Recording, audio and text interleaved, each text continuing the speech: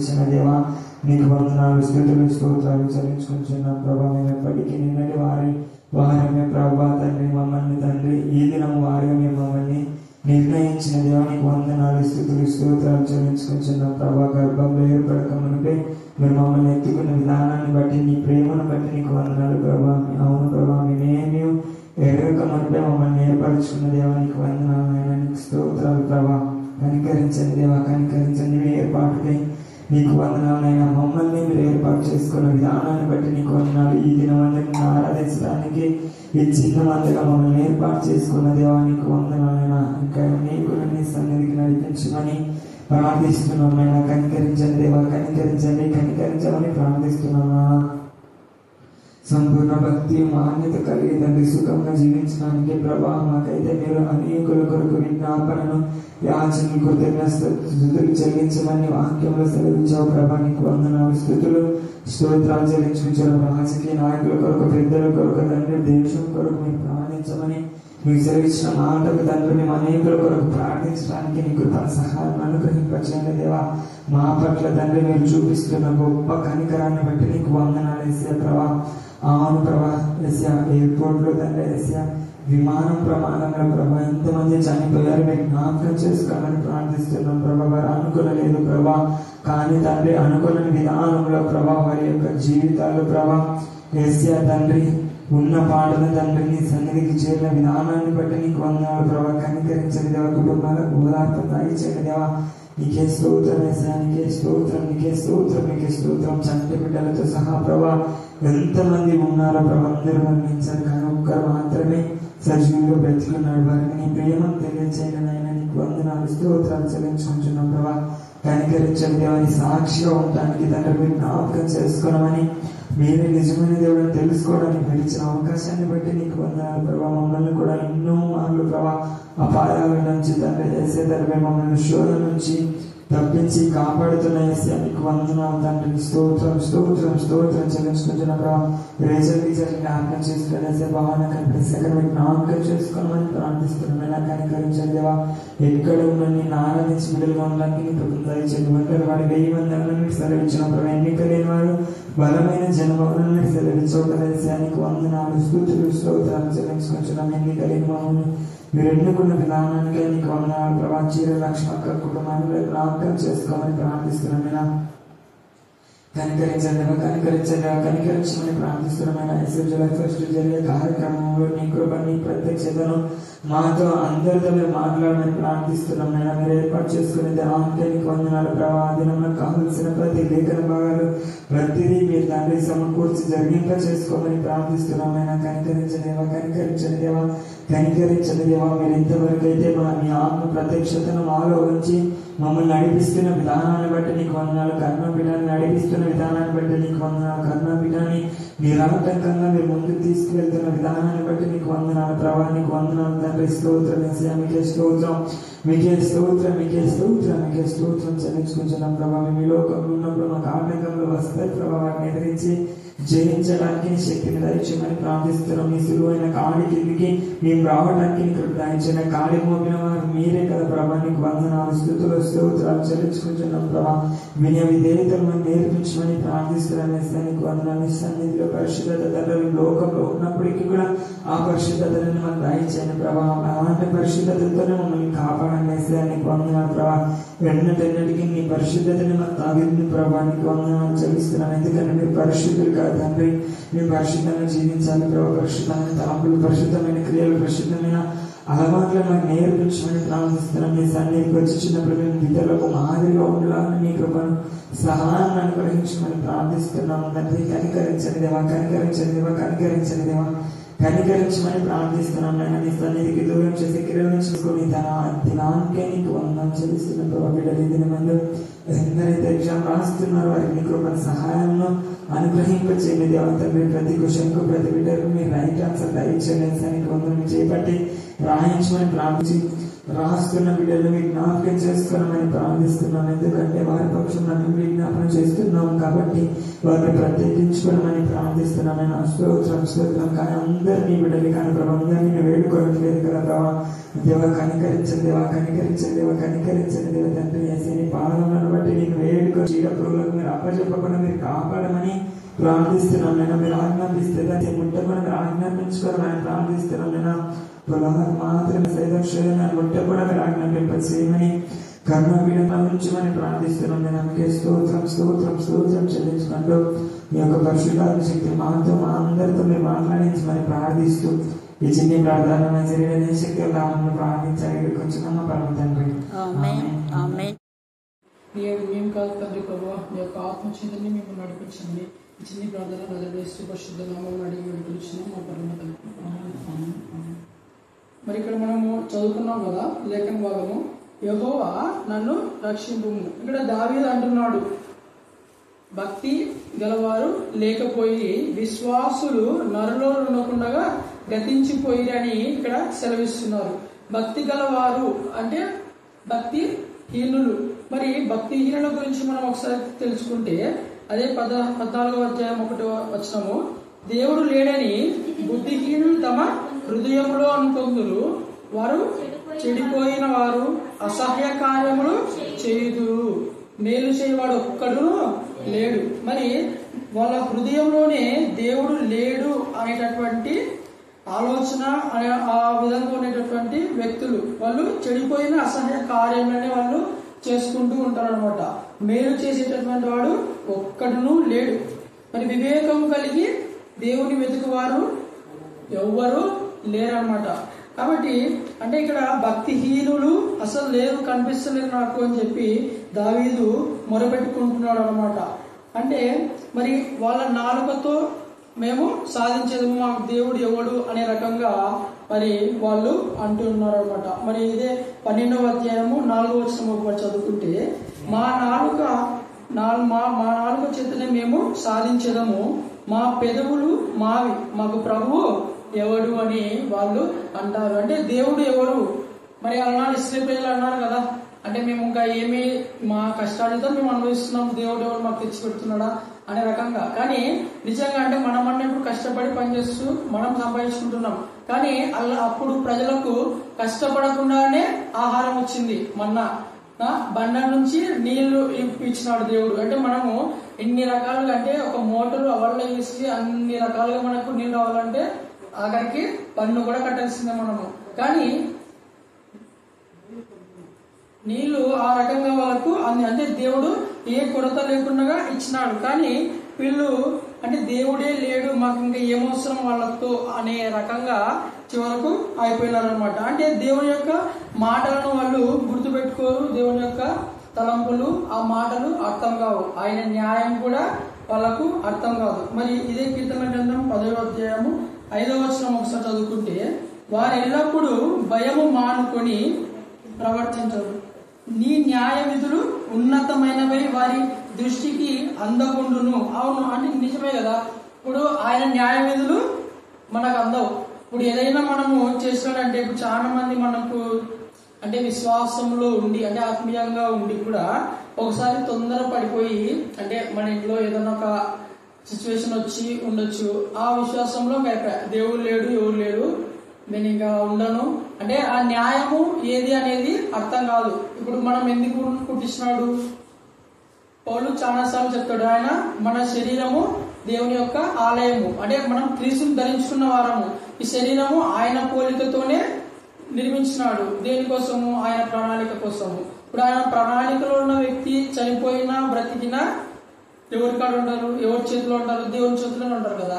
అది అర్థం చేసుకోక అంటే మా ఇంట్లో పలానా వాళ్ళు చనిపోయినారు అంటే దేవుడు అంటే అంత ప్రార్థన చేసినా కదా నేను, మరి ఎందుకు బ్రతికించలేకపోయా అంటే పలానా మన ఇంట్లో వాళ్ళని చెప్పి బాధపడి దేవుడి న్యాయ క్రియలను మనము గ్రహించలేక దేవుడి నుంచి దూరం అవుతుంటాము.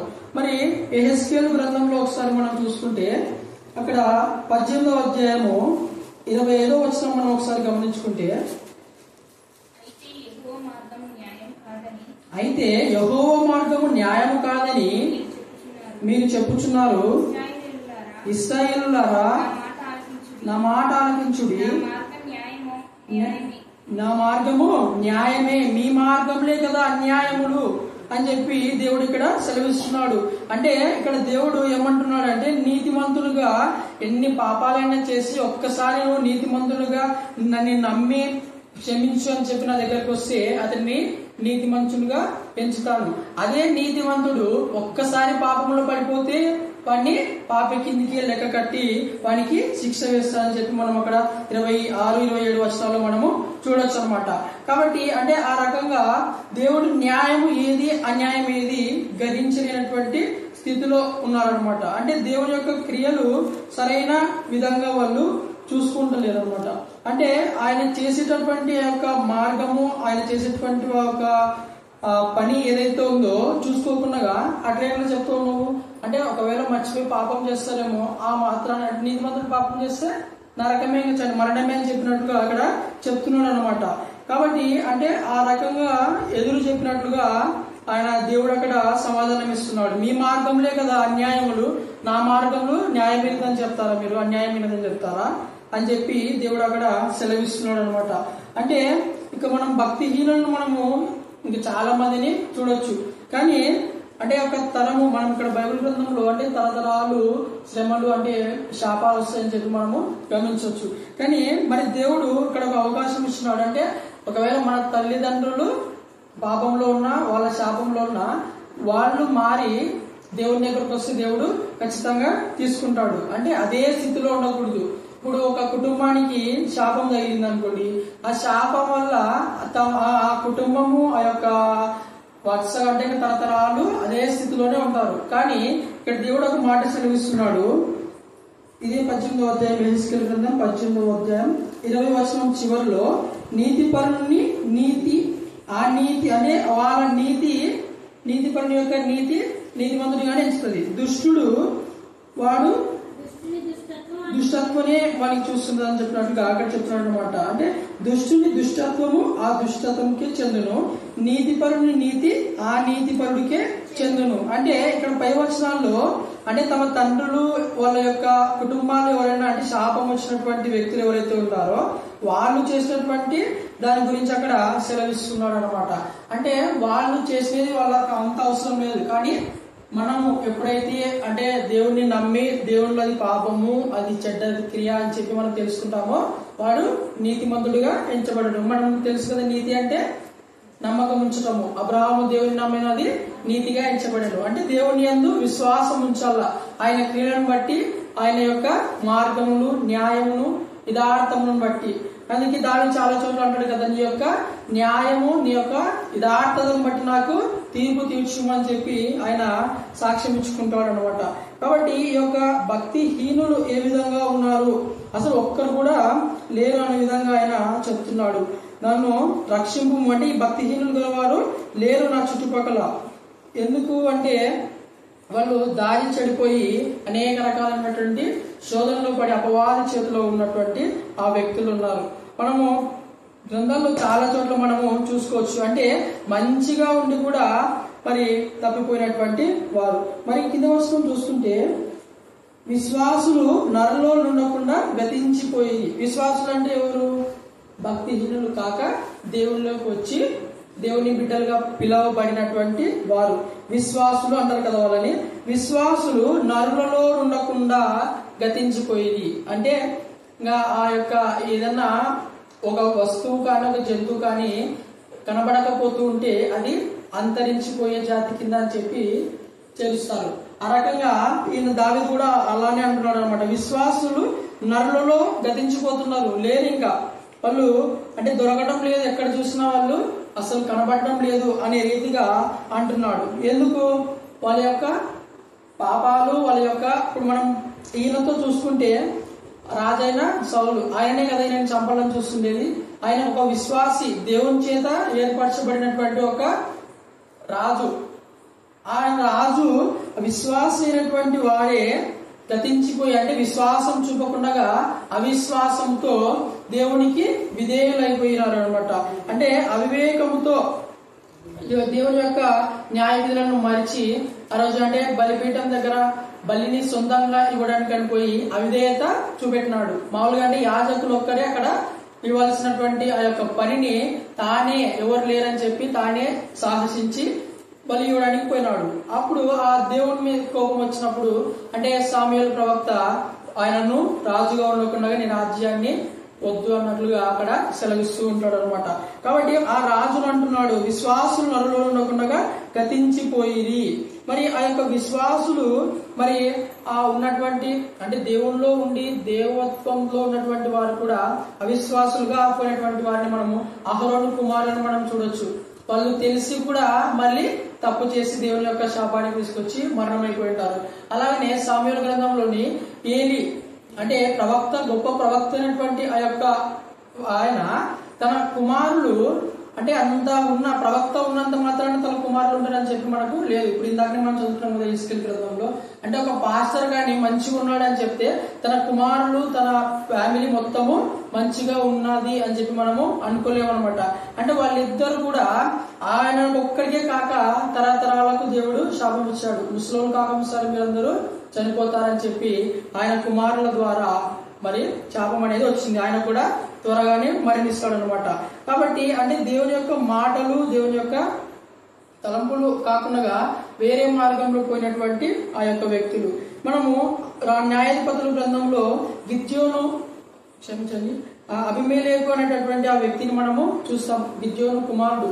ఆ గిద్యోను కుమారుడు అబీమెలెకు వాళ్ళ గిద్యోను కుమారులలో చాలా మంది ఉన్నటువంటి వ్యక్తులను అందరినూ చంపడానికి ఒక ముళ్ళులాగా అక్కడ ఉండి చంపాలని చూస్తాడు. చివరికి ఏమైతుంది, ఒక స్త్రీ చేతిలో చంపబడుతున్నా అని చెప్పి బాధపడి వేరే వాళ్ళతోటి అంటే అలాంటి చనిపోయినాడు కొన ఊపిరితో ఉండి వేరే భర్తతోటి నేను స్త్రీ చేతిలో చంపబడ్డాను అనే అపనింద పడుతుందేమో నాకు. అంటే ఆ మర్యాద ఒక స్త్రీ ఒక మహిళ చేతిలో చంపబడేటువంటి ధీరుడు ఎవరంటే వాళ్ళకి అవమానమే కదా. అంటే నువ్వు ఒక వాళ్ళ చేతి చంపబడ్డావు అని అంటారు. అందుకని పక్కన ఉన్నటువంటి వ్యక్తి చోట కావాలని మళ్ళీ పొడిపించుకొని చనిపోతారు అనమాట. అంటే ఆ రకంగా అంటే భక్తిహీనులు ఖచ్చితంగా నిర్మూలమైపోతారు అని చెప్పి మనకు లేఖన భాగం చదివిస్తూ ఉంది. మరి భక్తిహీనుల దీపము ఆరిపోతుంది ఖచ్చితంగా, అక్కడేమీ ఉండదు. మరి యొక్క విశ్వాసులలో మనం చూసుకుంటే విశ్వాసులు అంటే ఇప్పుడు మనం ఒక రకంగా మనము దేవుని నమ్మి నీతిమంతులుగా తీర్చబడినటువంటి వ్యక్తులు. మరి ఆ విశ్వాసులే మరి ఉండకుండా గతించిపోతే ఇంకా కొత్త విశ్వాసులు ఎక్కడి నుంచి వస్తారు? మనం ఈ మాటలు జ్ఞాపకం చేసుకోండి. ఇప్పుడు చాలా చోట్ల అంటే ఇంకా ఎవరు ఆ రకంగా అనేదంటే మొత్తం బోధకులే కదా విశ్వాసం తయారు చేసేవాళ్ళు. కాబట్టి అంటే ఆ యొక్క బోధకులు ఏ విధంగా తయారవుతున్నారు అంటే ఒక రకంగా వ్యాపారంతో, ఇంకొక రకంగా తమ యొక్క స్వార్థంతో అనేక రకాలైనటువంటి పనులు చేసుకుంటూ దేవుణ్ణి కించపరచు దేవుని యొక్క నామాలను ఆయనను అవమానపరుస్తున్నారు అనమాట. కానీ అదేది అంటే భక్తి పరులుగా ఉన్నటువంటి వ్యక్తికి కనబడుతుంది. ఇప్పుడు నేనే చెప్తున్నా, ఆ రోజు ఇక్కడ అంటే ఇక్కడ మీటింగ్ జరిగింది కదా, మా మేడమ్మ అంటే వచ్చినాడు రా అని చెప్పి అంటే నేను అసలు వెళ్ళాను, సరే పిలుస్తున్నాడు అని చెప్పి నేను వెళ్ళాను. కానీ అక్కడ చెప్పేటటువంటి ఆ బోధ నాకు అర్థం కాలేదు. అంటే నేను అక్కడ మామూలుగా అంటే అదే చెప్పమనుకున్నా ఆ రోజు మేడం ఛాయిస్ ఇస్తే. అంటే మనము ఈ యొక్క చాలా మంది పాస్టర్లు ఇంటికి వస్తే ఖచ్చితంగా సకల మర్యాదలు చేయాలి అనేటటువంటిగా కొన్ని వచనాలు ఎత్తి చెప్పారు. ఇప్పుడు అదే వచనాలు ఎత్తితే ఒకవేళ బీద వాళ్ళు ఉంటారు,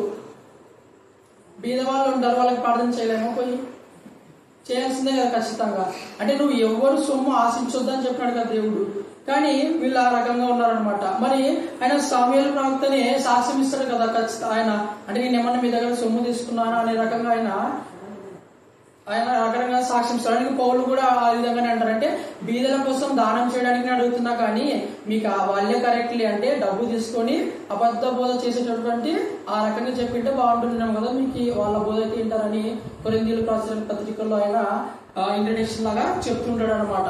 అంటే ఈ యొక్క బోధలు ఏ విధంగా ఉన్నాయని మనము గమనించాలి. అంటే వాళ్ళు ఆ యొక్క డబ్బులకు ఆశపడి అంటే ఆ సొమ్ము ఏదైతే ఉందో ఆ సొమ్మును తినాలి, ఆ సొమ్ములోనే ఉండాలి అనే రకంగా ఉంటారనమాట. కానీ అంటే సమూయేలు ప్రవక్త ఈ యొక్క అంటే వీళ్ళు డబ్బుల కోసమే ఉన్నటువంటి వాళ్ళు. మనము ఇప్పుడు డబ్బులు లేని స్థితిలో ప్రాణాపాయ స్థితిలో ఉన్నా కూడా ఖచ్చితంగా పోయి ప్రార్థన చేసి రావాలి. రూపాయి ఇచ్చినా నువ్వు ఆశించకూడదు. దేవుని పరిచారకుడు అంటే దేవుని పని చేసేటువంటి వ్యక్తి. మరి నాకు తెలిసి పరిచారకుడు అనే పదం అంటే కూడా కొంతమంది ఫీల్ అయ్యేటట్లు ఉంటారు. పరిచారకులు అంటే మన చర్చిలో ఎవరు పని చేసేవారు. మరి దేవుని పరిచారకులు అని అంటే ఫీల్ అవుతారు కొంతమంది. కానీ చాలా చోట్ల పౌలు మేము దేవుణ్ణి పరిచారకులను పనివారం అని సెలవిస్తున్నారు. అంటే ఆ మాటలు అనడానికి కూడా కొంతమంది బాధపడేటటువంటి స్థితిలో ఉంటారన్నమాట. అంటే ఇప్పుడు ఒక నీతి న్యాయాన్ని అనుసరించేటువంటి వ్యక్తికి ఏమీ అవసరం లేదు. మరి అంటే కడుపు నిండా దేవుడే ఆహారం ఇస్తాడు, తలదార్చుకోవడానికి చోటు ఆయననే ఇస్తాడు. మనం ఆ రకంగా అడిగే స్థితిలో ఉండకూడదు. అంటే ఇక్కడ మనం బైబిల్ గ్రంథంలో చాలా చోట్ల మనకు రెఫరెన్స్ ఉన్నాయన్నమాట. అంటే వాళ్ళు ఇప్పుడు మనము ఏలియా ప్రవక్తను చూడండి, ఆమె ఏమన్నా ఇంటి దగ్గర పోతే అడిగినాడా? అంటే నీకు ఇంత ఇస్తేనే నీకు చేస్తా అని చెప్పి అడిగినాడా? లేదు కదా. అంటే డబ్బుకు అసలు దేవుడి ఆత్మ దేవుడి మాటలు అసలు కొనదగిన కావు అని చెప్పి మనకు అపోస్తల కార్యంలో ఒక చోట చక్కగా చెప్తున్నారు. అంటే ఒక మాంత్రికులు మీరు ఏ విధంగా ఇన్ని క్రియలు చేస్తున్నారు, ఏ విధంగా ఇన్ని అద్భుతాలు చేస్తున్నారు, డబ్బులు ఇస్తా మీరు మాకు ఆ శక్తిని ఇస్తారా, ఆ యొక్క ఆత్మని ఇస్తారా అని చెప్పి అడిగితే వాళ్ళు ఏమంటారు అక్కడ, ఇది కొనదగినది కాదు, ఇది దేవుని కృపని దేవుడే ఇస్తాడు అని చెప్పి. నాకు ఆయన అన్నప్పుడు తర్వాత పోయి అదే రకంగా అందమా అనుకున్నా. అంటే పోయి డబ్బులు తీసుకొని నా దగ్గర ఈ బ్యాగ్ లో డబ్బులు ఉన్నాయి, నువ్వు అన్నావు సార్ పాస్టర్లకు ఇస్తే, పాస్టర్లకు పెడితే, పాస్టర్లకి కానుకలు ఎక్కువ ఇస్తే ఖచ్చితంగా దేవుడు ఆత్మ వస్తుంది అని చెప్పి తీసుకొని నాకు ఇయ్య అని చెప్పి అందం అనుకున్నా. కానీ నాకు ఇంకా అక్కడ నుంచి వెళ్ళిపోయి ఏదో రోజే ఫ్రైడే రోజే పడింది. ఆ రోజు కూడా చక్కగా ఇక్కడికి వచ్చేస్తున్నా లేచిపోయి. అంటే ఇంకా ఎందుకు చెప్పాలి అనుకొని ఇంకా ఊపొచ్చేస్తున్నాను అనమాట. అంటే ఆ రకంగా లేఖన భాగాలు ఉన్నాయి, నాణ్యం లేని చెప్తలేను కదా. ఇప్పుడు కలిపి ఆయన అంటాడు కదా, అందుకే పౌలు అంటారు కదా, అంటే తీయని మాటలు చెప్పేతోళ్ళే మీకు ఇష్టం, కానీ మేము అలా చెప్తలేము. తీయని మాటలు కలిపి చేపేటటువంటి బోధలు మేము చేస్తలేము. మాకు తెలిసినటువంటి మాటలే, మాకు ఉన్నటువంటి మాటలే అని చెప్పి అంటాడు. మళ్ళీ గలతీయులకు రాసిన పత్రిక 2వ అధ్యాయం 5వ వచనాలు మనం అక్కడ గమనిస్తే ఆయన ఎవరిని లక్ష్య పెట్టాడు అనమాట. మీరు అంటే ఆఖరికి పేతురుని కూడా ఆయన హెచ్చరిస్తూ ఉంటాడు అనమాట. ఎన్నికైన వారుగా ఎంచబడిన వారి యొద్దనేమీ నేర్చుకోలేదు, వారి ఎంతటి వారైనాను నాకు లక్ష్యం లేదు. ఎందుకంటే ఆయన అంటే వాళ్ళ నేను దేవుని దగ్గరికి రాలేదు, నన్ను ఎవరు పిలిచినాడు? ఆయననే స్వయంగా ఆయన యొక్క స్వరము వినిపించి నన్ను పిలుచుకున్నాడు. మీరు ఎంతటి వారు అని చెప్పి ఇక్కడ ఆయన సెలవిస్తున్నాడు అనమాట. కింది వచనాల్లో పేతురుని గద్దిస్తాడు అనమాట. నువ్వు ఎట్లా పోయి తింటావు అక్కడ పోయి అని చెప్పి కలిసిపోయి యూదులతో ఉండి మళ్ళీ అంటే అక్కడ ఇక్కడ ఉన్నట్లుగా భయపడుతూ ఆ రకంగా ఉన్నటువంటి ఆ వ్యక్తికి ఈయన హెచ్చరిస్తాడు అనమాట. ఆ రకంగా అంటే ఎవరైనా నాకు లక్ష్యం లేదు, ఎందుకంటే నువ్వు నరమాత్రుడివే. ఇప్పుడు సేవకులైన వాళ్ళు ఎవరున్నా కూడా వాళ్ళ శక్తి ఏమీ కాదు. ఆయనే అంటాడు కదా రోమియోకు రాసిన పత్రికలో, సువార్త చెప్పడం మా పని, కానీ వాళ్ళు వచ్చి దేవుడి దగ్గరికి మందిరానికి ఉండి చేయాలంటే అది ఎవరి శక్తి? దేవుని శక్తితోనే ఉండేది, కానీ నరుల శక్తి ఎంత మాత్రమూ అవసరం లేదు. నువ్వు ఒక సువార్త చెప్పి నువ్వు ఖచ్చితంగా రా, అక్కడికి రా, కూర్చో అని చెప్పి కూర్చుంటే ఎవరు వచ్చి కూర్చోరు. అది దేవుని ప్రణాళికతోటే మనల్ని ప్రేరేపించి ఆయన దగ్గరకు పిలిపించి అక్కడ నడిపించే విధంగా చేస్తుంది అనమాట. అంతే తప్ప మనము సొంతంగా ఎన్ని సువార్తలు చెప్పినా ఎంత చెప్పినా అంటే నామకే వాస్తు చెప్పే రకంగా ఉన్నారనమాట. కాబట్టి అంటే ఈ పాస్టర్లు ఏ విధంగా ఉందంటే నాకు ఆ రకంగా అంటే అనిపిస్తుంది. చిలక దోష అని చెప్పేటోళ్ళు చిలకకి డబ్బులు పెడితేనే ముందు వస్తుంది కదా, చిలక వచ్చి ఖచ్చితంగా చీటేసి పోతుంది. ఆ రకంగానే అంటే ఇస్తేనే మీకు ఆశీర్వాదము అనే రకంగా తయారవుతున్నారు అనమాట. అంటే ఆ విశ్వాసంలో ఉన్నటువంటి వారే అవిశ్వాసులుగా పోయిపోతే ఇంకా ఏముండదు కదా. ఇప్పుడు ఒక మార్గం చూపెట్టా అంటే చాలా రోజులు అన్నాడు కదా, బోధించబడేటటువంటి నీవే అంటే నీకు నువ్వు బోధించుకోవా. చెప్పేటటువంటి విషయాలు మనము తెలుసుకొని దానిలో ఏమున్నాయి ఏమి లేవు అనేటువంటి విషయాలను మనం గ్రహించి తర్వాత మనము ఇతరులకు చెప్పాలి. కానీ ఇది ఒక్క రెఫరెన్స్ తీసుకొని చెప్పి మళ్ళీ ఇంకొక రెఫరెన్స్ మార్చిపోతే అది కూడా అంతే అవుతుంది. కాబట్టి అంటే ఆ రోజు ఆమె పాస్టమ్మ కూడా అంతే చెప్పారు కదా, మేడం చెప్పింది ఆ రోజు స్త్రీలు వాక్యం చెప్పకూడదు, అంటే పొంగేసుకోకూడదు, అది ఇది గుండె చేపించుకోవాలని చెప్పింది. కానీ మళ్ళీ తర్వాత ఆ పక్కల ఆ చివరి అధ్యాయంలోనే ఉంది మళ్ళీ అది కానీ ఆమె అది చదివలేకుంటుంది అని అంటే చదివి ఉండొచ్చు కదా మళ్ళీ. మరి అది చేసి తెలిసి కూడా మళ్ళీ అట్లా ఎందుకు చెప్తున్నారో అర్థం కాదు మళ్ళీ. అంటే ఒక బైబుల్ని ఇప్పుడు ఇది ఒక వచనము మనం ప్రిపేర్ అయినటువంటి వచనాలు ఏదైతున్నాయో అక్కడ ఒక్కడే చూసుకుంటాం, సరే అదొక్కటే చెప్పు, అదొక్కటి దాన్ని బట్టి చూసుకో, కానీ మిగతా విషయాలు అవసరం లేదనమాట. కాబట్టి అందరూ ఒకరితోనొకరు అబద్ధములాడుదురు, మోసకరమైనటువంటి మనస్సు గలవారై ఇచ్చకములాడుదురు. మరి అంటే వాళ్ళలో కూడా కొన్ని చర్చల్లో మనము కొట్లాటలు చూస్తుంటాం. దేనికోసము? దశమ భాగాల కోసం అని, అంటే వాళ్ళ జీతాల కోసం అని చెప్పి పెద్ద పెద్ద చర్చలోనే ఇప్పుడు వాళ్ళలో అంటే అన్నిల మధ్య మన మర్యాద పోతుంది ఖచ్చితంగా. కనుక ఆ రకంగా వాళ్ళు కానుకల విషయాలు అయితేనేమి, వాళ్ళకి రావాల్సినటువంటి ఆ యొక్క డబ్బుల విషయాల్లో వాళ్ళు కొట్లాడుకుంటూ మోసకరమైనటువంటి మనసు ద్వారా వారి ఇచ్చకములాడుదురు. మరి ఈ వచనం చూసి యెహోవా ఈయన మొరపెడుతున్నాడు, ఇచ్చకములాడు పెదవులన్నిటినీ, బీకములాడు నాలుకలన్నిటినీ కోసివేయి. ఇట్లాంటి వాళ్ళు ఉండకుండా పోతేనే కదా మేలు. ఇప్పుడు వాళ్ళు ఎవరైనా చేసుకుంటూ ఉంటే వాళ్ళ నుంచి మనం దూరం వెళ్ళిపోతాం అంతే. కానీ వాళ్ళ నాలుకనే కోసేయి అన్నట్టుగా చెప్తున్నాడు అనమాట.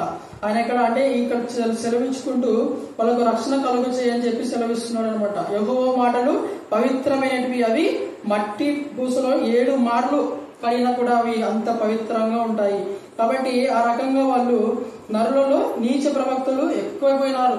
వాళ్ళు మళ్ళా కింద రాష్ట్ర వచనం మనం చూసుకుంటే, దుష్టులు గర్విష్ఠులై నలుదిక్కులో తిరుగుతున్నారు.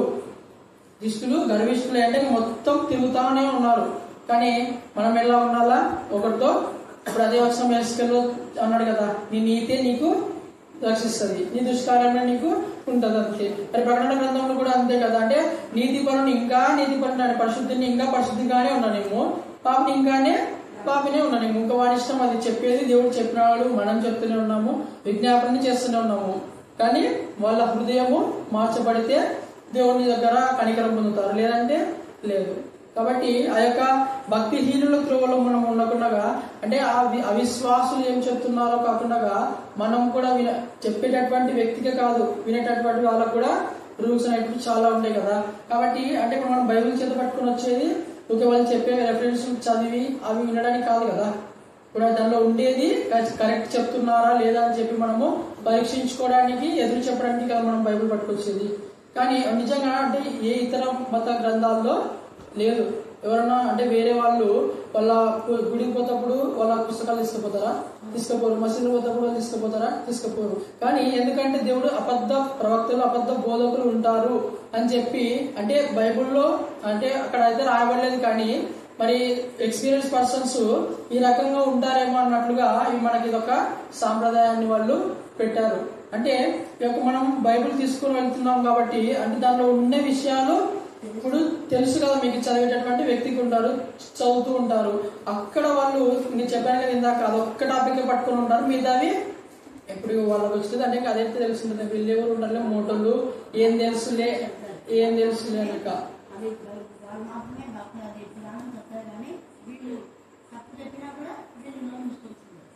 అంతే. ఇప్పుడు మనము ఎదురుకు చెప్తాము. ఇప్పుడు చాలా గ్రంథాల్లో, ఈ హిందూ గ్రంథాల్లో కానీ ముస్లింలు కానీ చెప్తే వాళ్ళకు అనేక రకాలైనటువంటి అన్ని ఇప్పుడు అంతే కదా. ఇప్పుడు గోవుడు తినకూడదు అని అంటే వాళ్ళే గోవును అంతకు సరి చంపేస్తున్నారు. మనల్ని అక్కడ అంటే మన బలులు, మన దేవుని దగ్గర బలులు ఏ విధంగా అర్పిస్తున్నారో వాళ్ళు కూడా అదే రకంగానే అర్పించేవాళ్ళు.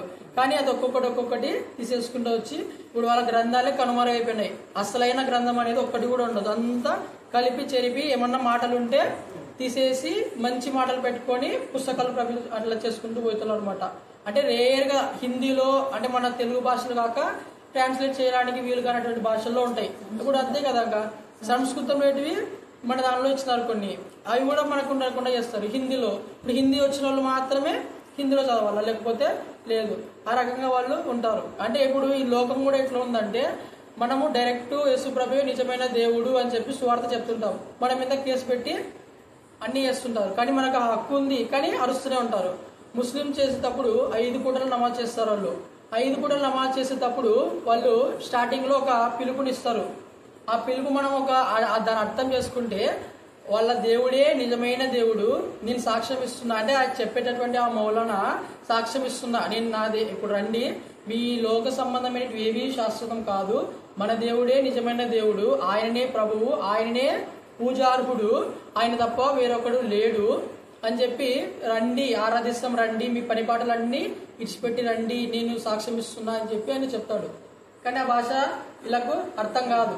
అర్థం కాకప్పుడు ఆయన మనం డైరెక్ట్ చెప్పినా ఉన్నాం. మళ్ళీ పొద్దున అంటే ఇప్పుడు ఎన్ని సంవత్సరాల నుంచో ప్రతిరోజు 5 పూటల్లో చెప్తూనే ఉంటారు, అరుస్తూనే ఉంటారు. కానీ అది పట్టించుకుంటారా?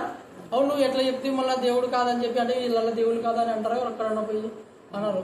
ఆ రకంగా ఉంటుంది అన్నమాట సమాజం. అంటే ఆ యొక్క గుడ్డిగా నమ్మేటటువంటి నిజంగా ఆ ముస్లిం వాళ్ళు వాళ్ళ ఖురాన్ని నమ్మరు, ఎవరు నమ్మరు, ఒక ప్రవక్త రూపాన్ని పట్టుకొని ఉంటారనమాట. ఆ టోపీ కానీ, ఆ యొక్క సెంట్లు కానీ, ఆ యొక్క రూపం కానీ, వాళ్ళ జుబ్బా వేసుకొని ఉండాలి ఖచ్చితంగా. లేడీస్ అయితే ఖచ్చితంగా ఆ యొక్క మాస్క్, తర్వాత దాన్ని బురక వేసుకొని ఖచ్చితంగా ఉండాలని చెప్పి వాళ్ళు పెట్టిన రూల్స్ అవి. అంతే తప్ప ఇప్పుడు అక్కడ కాలంలో అంటే ఇప్పుడు మన దేవుడు యెరూషలేంలో ఉన్నాడు. ఇప్పుడు అదే పద్ధతిని ఇక్కడ పాటించమని చెప్తున్నాడా పౌలు? లేదు కదా. అంటే ఏ దానికి సంబంధించినట్టుగా ఆయన హెచ్చరిస్తున్నాడు అన్ని పత్రికలలో, అంతే కదా.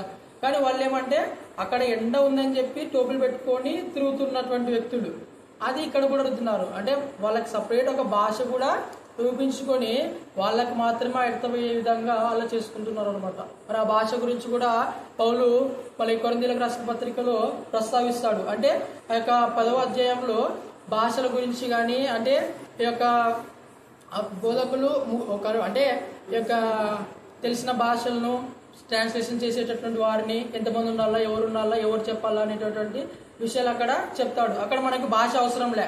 ఇప్పుడు దేవుడు మనకు అందరికీ దేవుడే. నువ్వు సువార్త చెప్పడానికి పోయినావంటే నీకు తెలుగు వస్తుంది, యువతలోనికి హిందీ వస్తుంది అనుకో. నీకు హిందీ రాదు, వానికి తెలుగు రాదు, నువ్వు వాడు ఎంత మొత్తుకున్నా ఏం ప్రయోజనం ఉండదు. అంటే చోటను ముందు పోయి శంఖ పొందినట్లు ఉంటుంది. కాబట్టి దీనికి భాష అనేది అవసరం లేదు. ఒకవేళ అన్య భాషలు ఉంటే నీకు నువ్వు బోధించుకో. దేవునికి అన్ని భాషలు తెలుసు కదా. ఇప్పుడు నీకు వేరే రాష్ట్రంలో పోయి నువ్వు తెలుగు వస్తూ తెలుగు ఎంతసేపు అయినా పాఠం చేసుకో, ఎంతసేపు అయినా పాటలు పాడుకో. ఆడపోయి మైక్ తీసుకొని చెప్పాలంటే ఖచ్చితంగా ఒక ట్రాన్స్లేషన్ అవసరం. కానీ అంటే అటువంటి సిచ్యువేషన్లో ఉంటాయని కూడా చెప్పి పౌలు ఒక ట్రాన్స్లేషన్ పక్కన పెట్టుకొని వాళ్ళకి అర్థమయ్యే విధంగా చెప్పండి అని చెప్పి సెలవిస్తున్నాడు అనమాట. కాబట్టి అంటే గుడ్డిగా ఏవి నమ్మకూడదు. మనం ఇప్పుడు ఏది చెప్పినా అంతే, ఎవరు చెప్పినా ఎందుకు ఏమి అని చెప్పి మనం అడగాల్సిందే కదా. ఇప్పుడు మనకు ప్రమాణం ఇది బైబులే మనకు ప్రమాణం, ఇదే మనల్ని నడిపిస్తుంది. ఇందులోటువంటి వ్యక్తులను మనము ఫాలో అయ్యేటటువంటి విధంగా మనం ఉండాలి. కానీ వేరే విధంగా గుడ్డిగా ఏదైనా కానీ ఇప్పుడు చిన్న పురాతనమైనటువంటి విషయాలు, మొలతాడు ఎందుకు కట్టుకుంటారు, కమ్మలు ఎందుకు పెట్టుకుంటారు, అవన్నీ భారతదేశ సాంప్రదాయాలు అంతే. మిగతా దేశాలలో ఉండవు అవి. కానీ ఈ దేశంలో ఉన్నటువంటి ఆ యొక్క మెడికల్ పరంగా ఉన్నటువంటి విషయాలు అవి అంతే. దీన్ని ఫాలో అవ్వచ్చు కాకపోవచ్చు, కానీ ఖచ్చితంగా ఫాలో అవ్వాలి అనేటువంటి విషయాలు ఏమి లేవు. కాబట్టి ఈ యొక్క మరి ప్రసంగంలో మీరందరూ గమనించిన విషయం ఏమంటే, అంటే గుడ్డిగా ఏది నమ్మకుండగా విశ్వాసుల్లో కూడా అవిశ్వాసులు ఉంటారని చెప్పి. ఇప్పుడు కోకిల మంచిగా పాటలు పాడుతుంది, కానీ తన గుడ్లు తానే పొదిగించుకోలేదు. బసంగా పోయి వేరే ఒక పక్షి గుడ్లు పెట్టి పొదిగి పిల్లలు కానీ అట్లా చేస్తుంది. కాబట్టి ఆ రకంగా అంటే పైకి మంచిగానే ఉంటారు, మంచిగా చూసుకుంటారు, కానీ ఆ రకంగా ఉంటారు. కానీ నలుపుది దరిద్రం అనుకున్నటువంటి కాకి ఒక రకంగా బెటరు, కానీ మనం ఆ కోకిలను అంటాం. కాబట్టి ఆ విషయాలు మనం అందరం గమనించి మరి ముందుకు పోవాలని దేవుడి యొక్క లేఖన భాగాన్ని దీవించి ఆస్వాదించును గాక.